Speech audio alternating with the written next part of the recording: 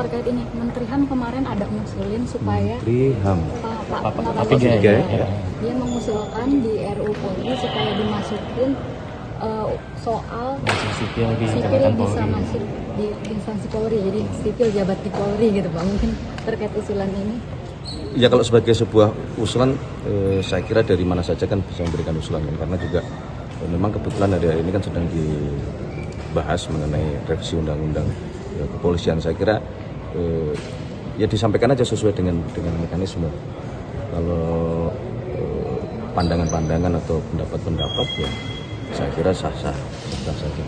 Tapi tentu kan semua dilihat baik buruknya, dilihat kebutuhannya atau keperluannya. Soal isu nilai tukar, kalau dari sana melihat Indonesia kepada pelaku pasar ini seperti apa sih Mas? Soalnya ada anggapan komunikasi ke pelaku pasar ini kurang untuk menenangkan ketika rupiah sedang agak melemah.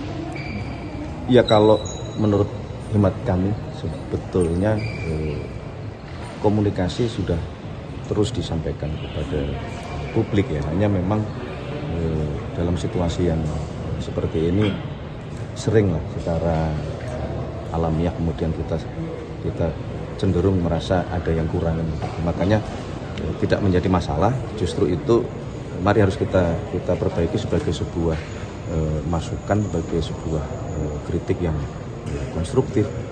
Tidak ada sesuatu yang menurut pendapat kami sempurna, gitu tidak ada. Jadi ya memang kalau kita merasa ada yang perlu kita perbaiki, ya mari kita perbaiki bersama-sama, karena kayak ekonomi ini kan tidak hanya berdiri sendiri-sendiri ya. Jadi apapun yang terjadi, kita ini sebagai sebuah hidup dalam satu negara, hidup dalam satu bangsa, ini kan akan semua berpengaruh. Jadi semua pihak, semua sektor ya memang harus terus menjalankan tugasnya dengan sebaik-baiknya, memperbaiki diri bila mana masih ada yang kurang. Kita jaga bersama-sama, termasuk ya misalnya dalam hal bursa begitu ya. Banyak juga yang kemudian kita minta juga untuk tetap ikut menjaga bersama-sama kan. Kadang-kadang kan banyak juga yang mohon maaf ya, ada nakal-nakalnya, mohon maaf ada spekulan-spekulannya yang tidak disadari, itu juga memberi pengaruh terhadap nilai tukar atau terhadap indeks harga saham kita di IHSG kita. Soal kemarin yang Said Iqbal mau masuk ke kabinet itu Sedang didiskusikan. Itu benar ya Mas, dia mau gantiin Pak Silmi apa gimana di Wamen? Di SDM bilangnya PSDA atau apa? SDM, Kementerian SDM katanya skema bagi hasil pertambangan yang sedang Pak Prabowo ini kan diubah menjadi lebih menguntungkan bagi negara juga. Itu tadi bakal dibahas di sidang kabinet gitu, skema bagi hasil pertambangan. Sudah monitor Mas seperti apa? Tunggu nanti akan diumumkan. Mas Pras, satu lagi Mas Pras, kan ini Mas masih Tunggu Pak Dasbul. sampai jalan aja Mas, kan masih terkait dengan proses hukum Mas, kan banyak jajaran eksekutif sekarang yang terkena proses hukum Mas, dan masyarakat sekarang juga sedang mulai mengulik dengan bagaimana harta kekayaan para pejabat eksekutif ini. Nah kalau dari pemerintah itu memesankan kepada jajarannya itu seperti apa Mas, dan mungkin ada pesan dari Pak Presiden kepada para jajaran itu terkait dengan hal-hal seperti ini? Nah kan berulang kali juga sudah saya sampaikan bahwa berulang kali Pak Presiden terus mengingatkan kepada seluruh jajaran bahwa salah satu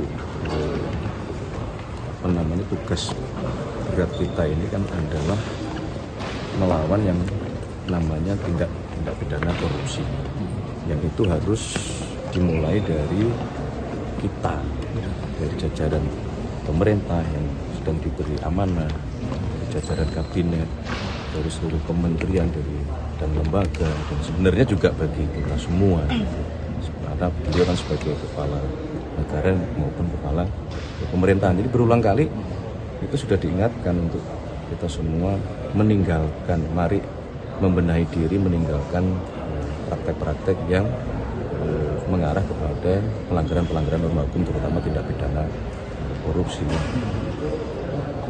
Jadi udah sering diingatkan. Dan yang itu Pemerintah itu terkait RUU Polri apa sih poin-poinnya yang belajar komisi atau Ya ada beberapa terutama tentang bagaimana institusi Polri harus menjadi polisi rakyat, polisi pelindung rakyat. Jadi lebih kepada substansinya di situ, bagaimana memperkuat institusi Polri untuk menjalankan tugas dan fungsinya sebagai pengayom masyarakat, sebagai pelindung masyarakat, sebagai polisinya rakyat, polisi yang dicintai oleh rakyat, tetapi juga menjalankan fungsi-fungsi misalnya selain menjaga ketertiban masyarakat ya, itu berkenaan dengan masalah penyelundupan, kemudian berkenaan dengan masalah narkoba. Ini di luar isu atau masalah nilai tukar rupiah, ini juga bukan sesuatu yang sepele. Masalah penyelundupan itu akan mempengaruhi ekonomi kita. Kalau yang diselundupkan itu adalah barang-barang yang dapat mengganggu sektor ekonomi real masyarakat. Misalnya garmen gitu. Ya, kalau kita tidak mampu menangkal adanya penyelundupan, itu akan mengganggu industri garmen kita di dalam negeri, misalnya seperti itu. Kemudian narkoba, kalau kita tidak mampu memberantas narkoba, baik yang masuk diselundupkan ataupun yang diproduksi dengan sekarang makin canggih, modusnya makin modern, ya, itu akan merusak generasi muda kita ke depan. Gitu. Ini lebih ke situ sebenarnya yang. Pemirsa, Amerika Serikat mengancam akan melanjutkan perang dengan Iran jika upaya kesepakatan damai kembali gagal. Untuk membahas lebih dalam, pemirsa, kami telah terhubung dengan pakar strategi PPAU Marsma TNI Purnawirawan Agung Sasongko Jati. Selamat malam, Pak Agung. Selamat malam. Pak Agung, ini Amerika Serikat berulang kali mengancam akan kembali menyerang Iran. Bagaimana Anda melihat ancaman kali ini? Apakah lebih ke arah strategi atau tanda putus asa? Jadi kali ini ancaman serangan Amerika Serikat terhadap Iran dimensinya jauh lebih mematikan dan terukur dibandingkan retorika sebelumnya, ya. Jadi ancaman ini bukan sekedar tindakan diplomatik, melainkan eskalasi kinetik di lapangan. Karena dari berita terbaru kan Angkatan Laut Amerika baru saja menembak sebuah kapal niaga yang mencoba masuk blokade maritim. Tindakan seperti ini mengirimkan pesan bahwa Pentagon atau Amerika di bawah Menhan Pete Hegseth mengunci agenda tidak akan membiarkan satu kapal pun bisa lewat masuk atau keluar sebelum itu ditandatangani draft JEDA itu. Namun di sisi lain ini juga dipicu oleh sikap Presiden Trump yang masih menggantungkan persetujuan terhadap draft MOU. Mereka rapat kemarin tetapi belum diputuskan, ya. Bahwa dari New York Times menyatakan bahwa Trump itu menggunakan ancaman militer ini sebagai instrumen pemerasan atau extortion, karena memang Trump itu dalam sejarahnya kan tidak mau menandatangani kalau perjanjian itu agak menguntungkan lawannya. Nah, cuman masalahnya ya tentu pasti lebih menguntungkan karena kan posisinya Iran lebih kuat. Iran yang memegang Selat Hormuz ya berarti memang harus lebih menguntungkan Iran. Nah, sementara wakil presidennya J.D. Vance itu mencoba pendekatan lebih pragmatis ya. Tapi justru Trump malah memperluas ancaman dengan mengancam Oman. Siapa tahu kalau Oman berani membantu atau bekerja sama dengan Iran untuk mengatur Selat Hormuz dan intinya juga Teluk Persia atau Teluk Arab. Ya.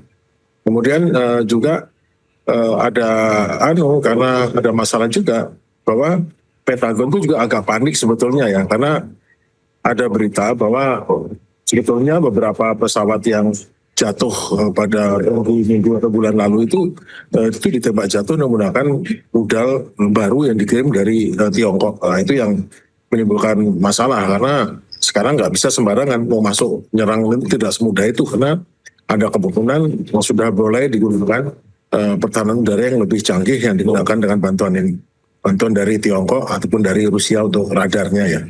Jadi sebagai kesimpulan bahwa negara adidaya Amerika yang sebelumnya sangat powerful, menguasai Teluk, memiliki banyak pangkalan militer di Teluk yang siap menghadapi Iran, namun sekarang masalahnya semua pangkalan hancur dan tidak ada satupun kapalnya yang berani masuk ke dalam Selat Hormuz, mendekat Teluk Oman saja tidak.